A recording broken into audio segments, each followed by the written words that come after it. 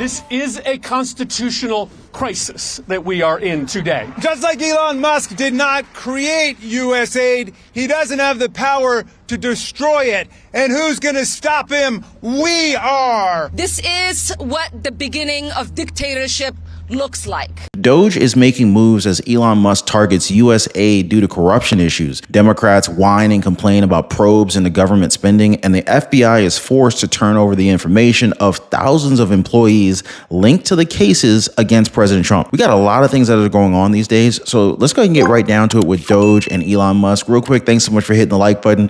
Thank you for subscribing to the channel. Let's jump in. Elon Musk dropped the Doge hammer on the Hunter Biden of government agencies. It's called USAID. And earlier, staffers got locked out of their headquarters in Washington as it gets rolled over into the State Department.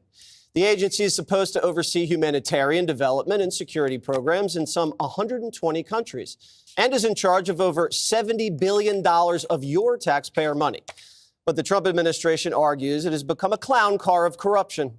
And Musk sums it up this way, quote, USAID is a criminal organization. Time for it to die. Here's my take on this, guys. USAID or USAID is much like any legislation that the far left has passed. Just think about the Inflation Reduction Act, right? It was disguised as something that was supposed to ease the burden of everyday Americans, something that the bill never even intended to do. In fact, it contributed to worsening inflation. And years after the fact, former President Joe Biden was forced to admit that this was a climate legislation. And in fact, the same could be said for USAID, because you would think that it's meant to provide aid to our country. But here's what White House Press Secretary Carolyn Leavitt had to say about it. First of all, Elon Musk is a once-in-a-generation business leader. He is an entrepreneur. He serves as a great ally and a friend to the president. And I think Elon Musk also has a little bit of common sense. And I think the American people really appreciate that when it comes to the federal government, because it seems like all common sense has been lost in this city. And that's what you see when you look at USAID. I know Secretary Rubio made some comments about how he will be acting as the director over that agency. And here's the reason why Elon Musk and others have been taking a look. Because if you look at the waste and abuse that has run through USAID over the past several years, these are some of the insane priorities that organization has been spending money on. $1.5 million to advance DEI in Serbia's workplaces, $70,000 for a production of a DEI musical in Ireland, $47,000 for a transgender opera in Colombia, $32,000 for a transgender comic book in Peru. I don't know about you, but as an American taxpayer, I don't want my dollars going towards this crap, and I know the American people don't either, and that's exactly what Elon Musk has been tasked by President Trump to do, to get the fraud, waste, and abuse out of our federal government. Now, guys, USAID has been exposed before. In fact, don't we see a theme here? Like these Democratic legislative pushes or these acts, like they always label them as doing what they're not going to be doing. Isn't that weird?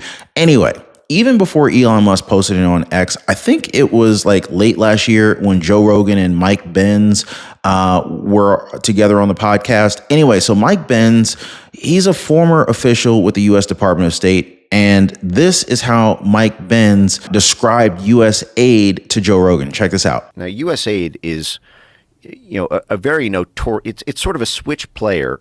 There's no aid in USAID, by the way. That's your brain is being tricked when you see the phrase USAID. It's not an aid organization. The aid in USAID stands for U.S. Agency for International Development. It is developing internationally around the world all of the institutions that the State Department needs to use.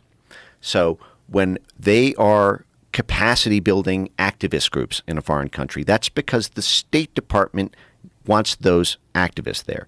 Now, USAID, for the first time in its history, it was created in the early 1960s by JFK, 1961. It was created because you had all of this intelligence, statecraft, and military support and logistical aid that was tripping over itself, basically. The military would be funding, would be running aid to certain groups in the region. The State Department would be running aid to certain groups in the region. The intelligence community would, and there was no sort of central coordinator of those capacity building operations. So USAID, by the way, is a $50 billion budget. The entirety of the intelligence community is only $72 billion. So it is as more than the CIA and more than the State Department. Wow. And aid is basically USAID is effectively a switch player to assist the Pentagon with on the national security front, to assist the State Department on the national interest front, or to assist the intelligence community on a sort of clandestine operations front. Many would say that this is wasteful spending because there's hardly any way for us to audit where the money even goes. Almost like it's a perfect avenue for money laundering. That is until we were provided with information by the White House. And it shows that these agencies just don't care about how they use our money. Now, unluckily for them, President Trump promised transparency. And he, along with Elon Musk, they want to remove wasteful spending from the federal government. This has led the president to pull almost all USAID workers off the job and out of the field worldwide. At the same time, the current administration wants to provide us with information as to where our taxpayer dollars are actually going. Isn't that something that the federal government should be doing already? But if you ask Democrats like Chuck Schumer, it's not a good idea. In fact, they think that Elon Musk is the guy who's running the government. Before our very eyes, an unelected shadow government is conducting a hostile takeover of the federal government. Friday night, the so-called Department of Government Efficiency, led by billionaire Elon Musk, gained access to the Treasury Department's entire system of payments, including Social Security and Medicare benefits and Americans' tax refunds. I'll say more on this in a moment. But that was not all.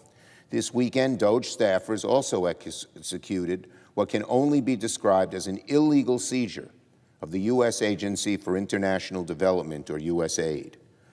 We don't know who these DOJ staffers are. We don't know if they have security clearances.